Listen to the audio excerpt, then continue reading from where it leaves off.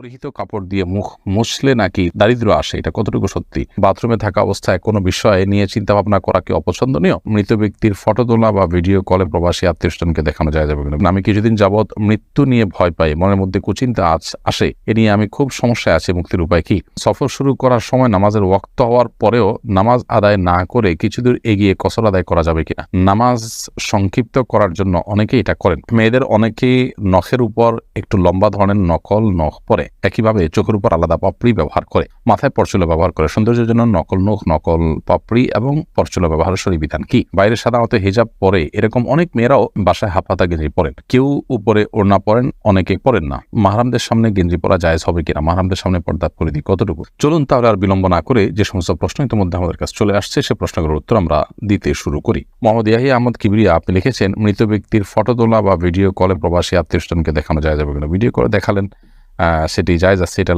Live দেখানোর মতো, সেটা জায়েজ আছে। তবে ছবি তোলা থেকে যত সম্ভব অ্যাভয়েড করা উচিত, কারণ এটা কল্যাণের কোনো দিক নেই। অনেক সময় মানুষের মৃত্যুর পর বিকৃতি ঘটে ইত্যাদি ইত্যাদি, আর এগুলো স্থায়ীভাবে থেকে যায়, নানা রকম ঝামেলার পথ উন্মুক্ত করে। ছবি তোলা যারা জায়েজ বলেন তারাও প্রয়োজন ছাড়া, একান্ত প্রয়োজন ছাড়া ছবি তোলাকে অনুচিত এবং উত্তম কাজ মনে করেন। আশিক মণ্ডল লিখেছেন, আমি মাগরিবের নামাজে ইমামতি করার সময় প্রথম বৈঠকে তাশাহুদের জায়গায় ভুলে সূরা ফাতিহার কিছু অংশ পড়ে ফেলেছি। আমার মনে আসার সাথে সাথে তাশাহুদ পড়েছি, কিন্তু সাহু সেজদা করিনি। আমার নামাজ কি হয়েছে? নামাজ যদি ভুল হয়ে থাকে এখন করণীয় কি?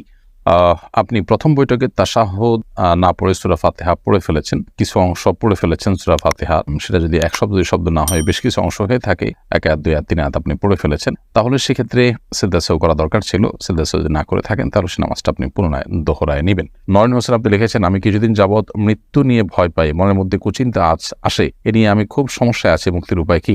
মৃত্যু নিয়ে ভীতি এটা কোনো ক্ষেত্রে রুকিয়া রিলেটেড সমস্যার কারণে হয়ে থাকে, সেহের ইত্যাদির কারণে হয়ে থাকে। অথবা আপনি ভালো কোনো রাকির স্বর্ণাপন্ন হতে পারেন, সেই সাথে কোনো সাইকিয়াট্রিস্টেরও স্বর্ণাপন্ন হতে পারেন। অতিরিক্ত বা মাত্রাতিরিক্ত যদি মৃত্যুভীতি থাকে তাহলে সেক্ষেত্রে এই পথে আপনি যেতে পারেন। আর মাঝে মধ্যে মৃত্যুর কথা স্মরণ হয়তো মন্দ করে কিছু নয়। সালমা আক্তার লিখেছেন, বাইরে সাধারণত হিজাব পরে এরকম অনেক মেয়েরাও বাসায় হাফহাতা গেঞ্জি পরেন, কেউ উপরে ওড়না পরেন, অনেকে পরেন না। মাহরামদের সামনে গেঞ্জি পরা জায়েজ হবে কিনা? মাহরামদের সামনে পর্দা পরিধি কতটুকু? মাহরামদের সামনে যদি কেউ গেঞ্জি পরে চলেন তো আক্ষরিক অর্থে পর্দা হয়ে গেল, এটি শালীন পোশাকের অন্তর্ভুক্ত নয়, কারণ শরীরের অন্য অঙ্গ প্রত্যঙ্গ যেগুলো ফুটে উঠবে সেগুলো নানাবিধ ফিতনার কারণ হবে, যার কারণে এখানে এটি করা উচিত নয়। দ্বিতীয়ত, মুসলিম মেয়েদের যে শালীন সুন্দর পোশাক এবং পোশাক পরিচ্ছদের যে নীতিমালা রয়েছে সেটা আমাদের অনুসরণ করা উচিত। ফাসেক এবং কাফের মেয়েরা তাদের যে লাইফস্টাইল থাকে সেই লাইফস্টাইল অনুসরণ, ভালো মন্দ বিচার বিশ্লেষণ ছাড়াই তাদের অনুসরণ অনুকরণ থেকে আমাদের বেঁচে থাকা দরকার। সেই জায়গা থেকে মুসলিম নারীরা একান্ত ঘরোয়া পরিবেশেও এই ধরনের পোশাক আশাক, বিশেষ করে মাহরাম ছেলে, আপনার বাবা ভাই, তাদের সামনে পরা থেকে বিরত থাকা উচিত। আর যদি পরে না একান্তে, তাহলে সেগুলোর উপরে অন্য কোনো কাপড় চোপড় পরা উচিত। হ্যাঁ, স্বামী আসেন একান্তে বা অন্য কোনো লোক নাই, তখন তিনি পড়তে পারেন। তারপরও যে ফাসেক এবং কাফের মেয়েদের সাথে সাদৃশ্য গ্রহণ থেকে যথাসম্ভব বিরত থাকা উচিত, কারণ আমরা জানি নবী সাল্লাল্লাহু আলাইহি ওয়াসাল্লামের সেই প্রসিদ্ধ হাদিস, মান তাশাব্বাহা বিকওমিন ফাহুয়া মিনহুম, যে ব্যক্তি কোনো জাতির সাদৃশ্য গ্রহণ করে সে তাদের অন্তর্ভুক্ত হয়। মোহাম্মদ রাসেল আপনি লিখেছেন, সফর শুরু করার সময় নামাজের ওয়াক্ত হওয়ার পরেও নামাজ আদায় না করে কিছুদূর এগিয়ে কসর আদায় করা যাবে কিনা? নামাজ সংক্ষিপ্ত করার জন্য অনেকেই এটা করেন। এটা করতে পারেন আপনি আপনার বাসা বাড়ি থেকে নিজের এলাকার সীমানা পার হওয়ার পর কসর প্রযোজ্য হবে, বিধায় আপনি নামাজ পড়লেন, সেটা আপনার জন্য জায়েজ, শরীয়তে সুযোগ রেখেছে, অতএব এটা কেন করবেন না। কিন্তু নামাজের সময় বিলম্ব করে আপনি সুবিধা নেওয়ার চেষ্টা করলে সেটা অবশ্যই ভুল হবে। নামাজ আউয়াল ওয়াক্তে পড়া সাধারণ অবস্থাতে মুস্তাহাব, উত্তম কাজ। সেই উত্তম কাজ আপনি শুধুমাত্র ছাড় নেওয়ার জন্য যদি তরক করেন তো সেটা অবশ্যই ভুল হবে, আর সেরকম কিছু না থাকলে এটা নাজায়েজ নয়। আর রাগিব হোসেন প্রান্ত আপনি লিখেছেন, আমি রাতে ঘুমানোর আগে 3 কুল আয়াতুল কুরসি পড়ি, পরবর্তীতে পুনরায় ওয়াশরুমে গিয়ে ফিরে আবার ঘুমানোর সময় কি পুনরায় পড়তে হবে? রাতে ঘুমানোর আগে যদি আপনি 3 কুল পড়েন, আয়াতুল কুরসি ইত্যাদি পড়েন, তাহলে এরপরে শোয়ার পর আপনি ওয়াশরুমে গেলে আর পুনরায় এটা পড়তে হবে না। এমনি হৃদয় খান আপনি আমাদের ইউটিউব চ্যানেলে লিখেছেন, আমি পাইকারি কিছু প্যান্ট কিনে বিক্রি করি, বর্তমান কিছু প্যান্ট আছে ছেঁড়া ফাটা, এটাই এখনকার হাল ফ্যাশন, এ ধরনের প্যান্ট বিক্রি করা জায়েজ হবে কিনা? আপনি যে পাইকারি প্যান্ট কিনে বিক্রি করেন, যদি ছেঁড়া ফাটা হয় এমন জায়গায় যেখানে আসলে ছতর উন্মুক্ত থাকবে, তাহলে এগুলো বিক্রি করবেন না। একটু কষ্ট হলেও আপনি এগুলোকে অ্যাভয়েড করবেন, এতে একটু কেনাবেচা কম হলেও সেটি আপনি করবেন না, কারণ ইচ্ছাকৃতভাবে মুসলমানের সন্তানরা তারা হারামে লিপ্ত হবে, সেখানে আপনার সহযোগিতা থাকবে, সেটা আসলে হতে পারে না।